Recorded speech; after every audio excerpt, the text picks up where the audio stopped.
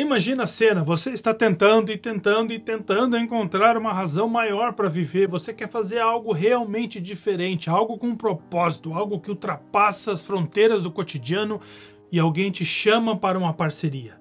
Agora, não é qualquer parceria, é uma que envolve tanto o coração quanto o bolso. É uma jornada de entrega, onde o compromisso não se mede só pelas palavras, mas também pelas ações, atitudes. Paulo, um dos homens mais abençoados e usados por Deus, não escreve as suas cartas para falar apenas de comunhão ou irmandade.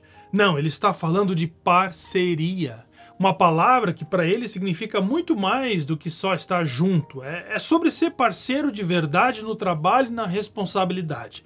Paulo sabe que aquela coisa que ele chama de evangelho, a boa notícia trazida por Jesus, não é só um discurso, mas é uma ação, é prático. E o povo da igreja lá na cidade de Filipos entendeu bem isso. Eles estavam na empreitada do evangelho junto com Paulo, não como espectadores, mas como co-participantes. E o que isso significa? Bem, na verdade, isso muda tudo.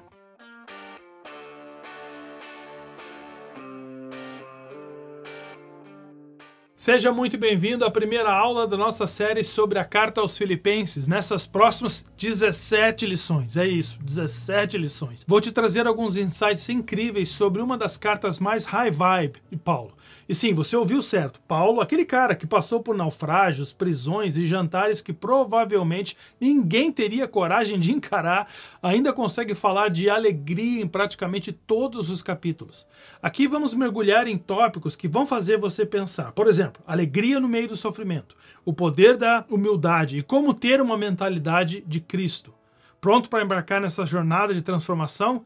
Vamos lá então. Para quem Paulo enviou essa carta? Bom, a antiga cidade de Filipos ainda existe hoje, tá bom? Embora agora seja mais um sítio arqueológico em vez de uma cidade propriamente dita, uma cidade próspera.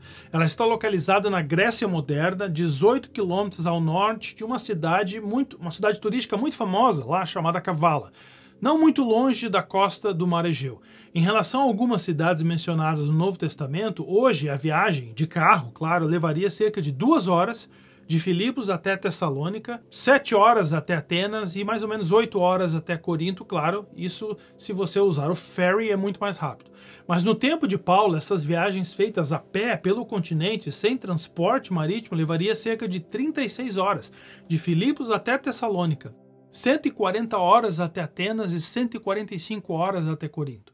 Agora, por que você precisa saber o contexto de Filipos na época de Paulo?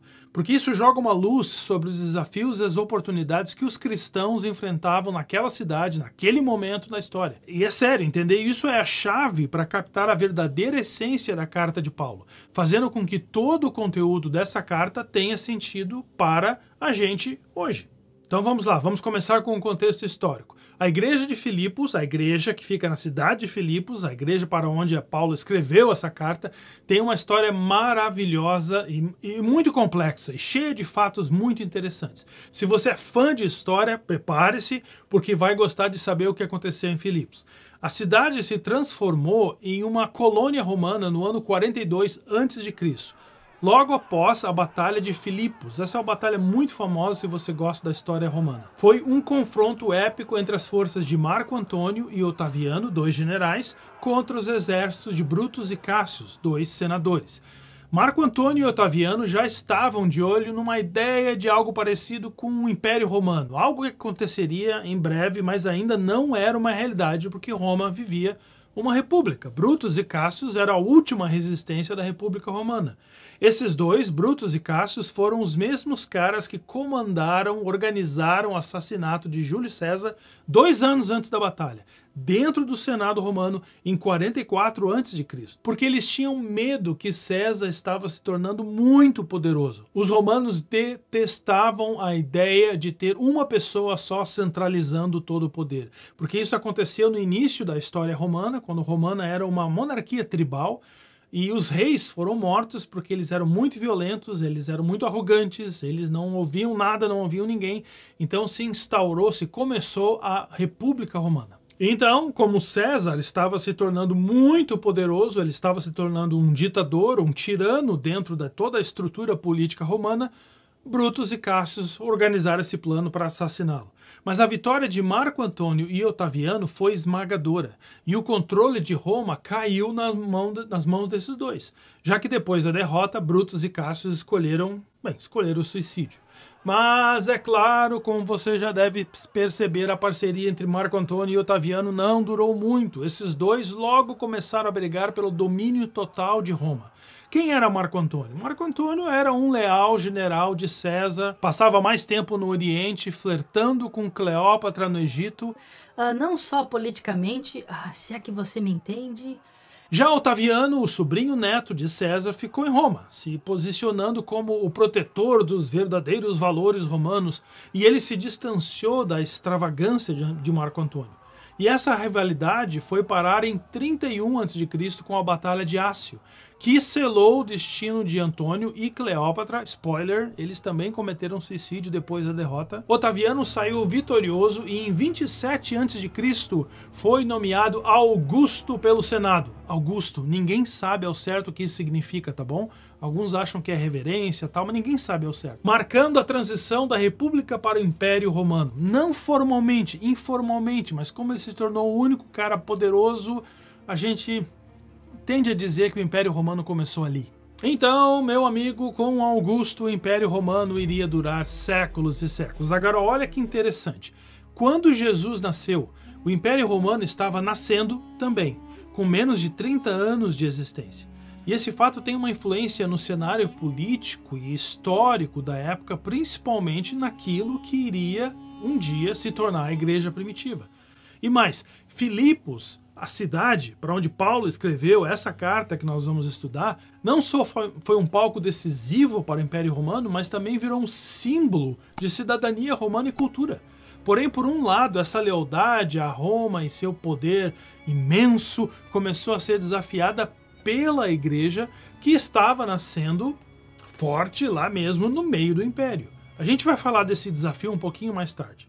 Agora eu quero falar sobre o contexto político. Filipos, sendo uma colônia romana, era governada de acordo com as rígidas leis de Roma. Seus cidadãos tinham o direito de cidadania romana, claro, que significava a proteção contra punições ilegais, significava o direito de apelar diretamente para Roma em disputas legais e algumas outras garantias.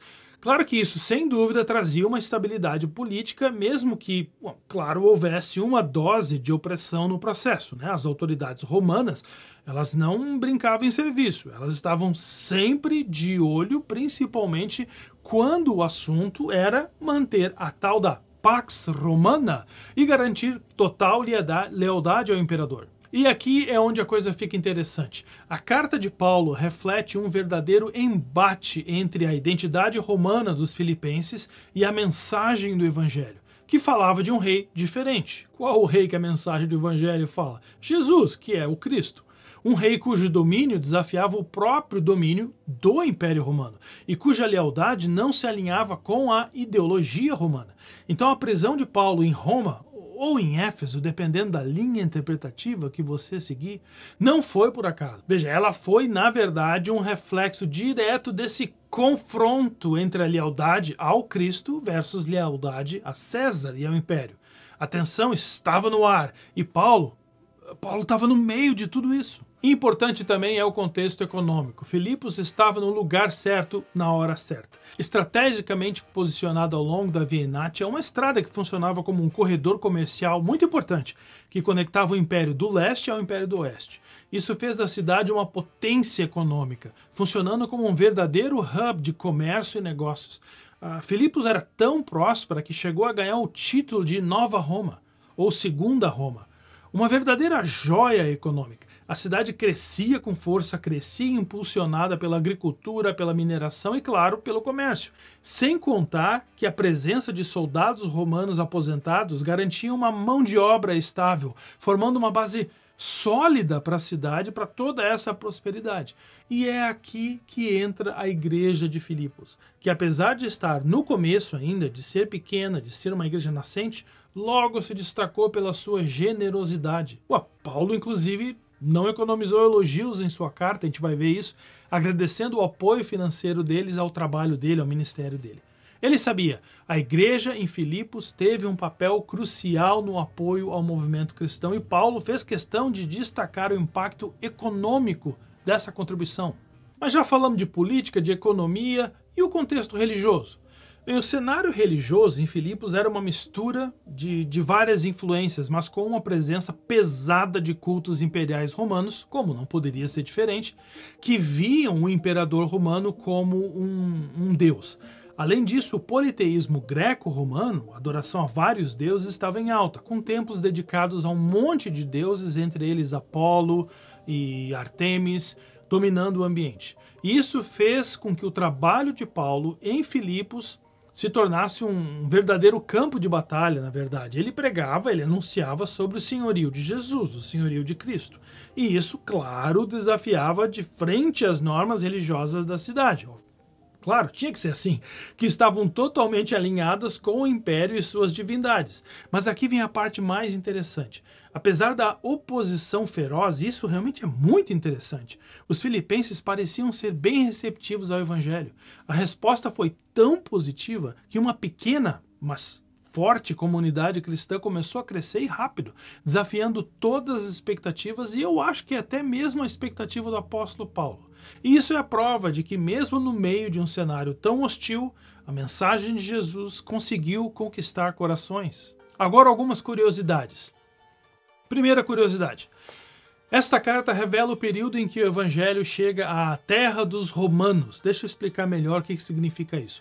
Filipos foi provavelmente o primeiro lugar na Europa a ouvir as boas novas de Jesus como o novo rei, de acordo com o que a gente lê em Atos 16. E por que isso importa tanto? Bom, porque a proclamação do evangelho não era apenas religiosa, tá bom? Ela carregava uma forte mensagem política. Lembra do símbolo do peixe? Pois é, em grego a gente fala ichthos. Ele foi usado pelos primeiros cristãos como um símbolo de fé durante a perseguição, mas também se tornou uma espécie de protesto político. Por quê? Porque esse termo, ichthos, que é a palavra peixe, na verdade é um acróstico para a expressão Jesus Christos Theou Soter. Ou seja, em grego koiné, o grego comum, que era falado no primeiro século, isso significa Jesus Cristo, Filho de Deus, Salvador.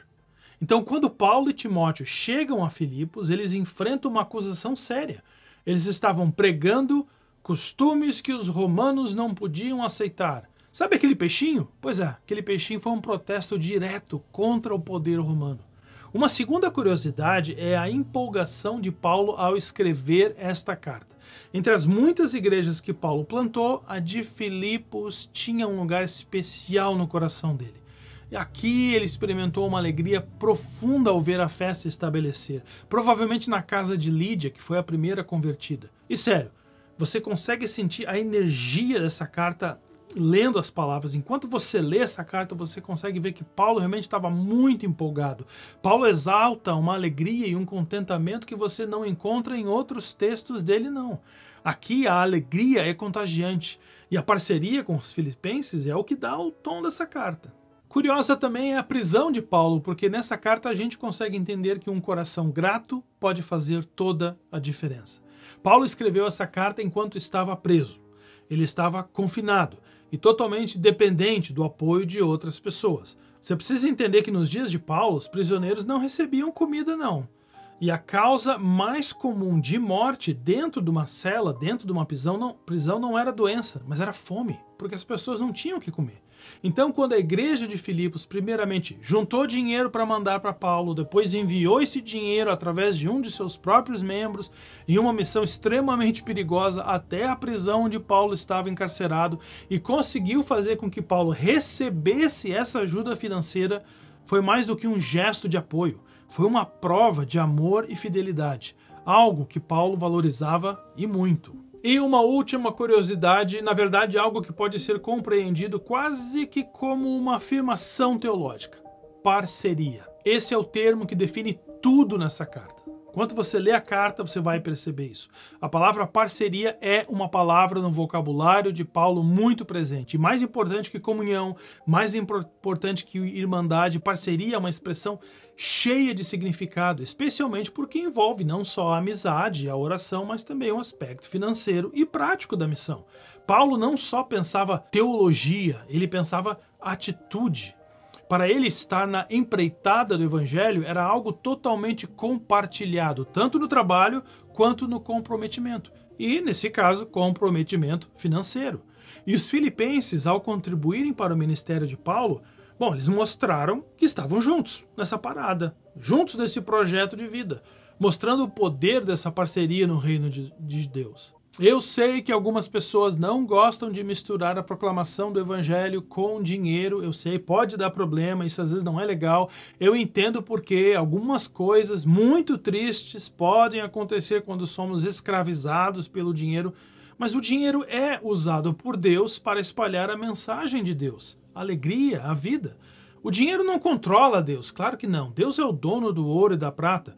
Eu ouvi um pastor aqui no Canadá uma vez dizer algo muito interessante. Ele disse o seguinte: nós não estamos envolvidos com a proclamação das boas novas de Jesus por causa de dinheiro, mas nós usamos dinheiro para realizar a missão. E agora, para motivar você a continuar acompanhando a nossa série sobre a carta de Paulo aos Filipenses, eu quero te convidar a ficar pronto para o que vem por aí. Nas próximas semanas, nós vamos aprofundar no coração de Paulo, tá bom? Nas suas paixões, nas suas lutas, no seu compromisso inabalável com o Evangelho e com a mensagem de Jesus. Olha só, esse não é só um estudo de um texto antigo, preciso que você entenda isso, tá bom? É uma jornada sobre como viver como seguidor de Jesus em um mundo que muitas vezes parece caótico, parece complicado, porque às vezes realmente é.